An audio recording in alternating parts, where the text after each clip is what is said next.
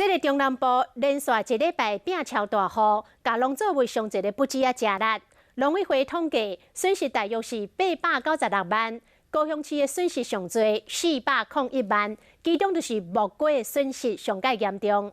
早起韩国瑜市长就到基山的木瓜园去看灾，大家真关心的，昨暝韩国瑜甲吴敦义会面到底是讲啥呢？韩国瑜并无来回应。 高雄市长韩国瑜到基山木瓜园去看灾情，看得伤心啊！因为落雨，高雄市的农损是全国上严重的损失，超过400万。木瓜的损失有250几万，这上济。韩市长拜上班头一个行程，就是到木瓜园去了解。不过大家比较关心的是，进前一暝，伊甲国民党党主席的密会，是讲韩国瑜面对记者提问拢无应，吴敦义阁想要找另外一个人。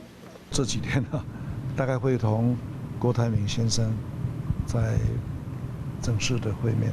讲这礼拜会安排甲鸿海集团创办人郭台铭见面，不过郭台铭办公室表示讲，郭台铭这礼拜行程拢排好啊，可能无时间做其他安排。2020年总统大选，国民党内可能会分裂，党主席吴敦义出面要桥，只是郭台铭敢若无啥要插伊，和国民党总统的选战出现难关。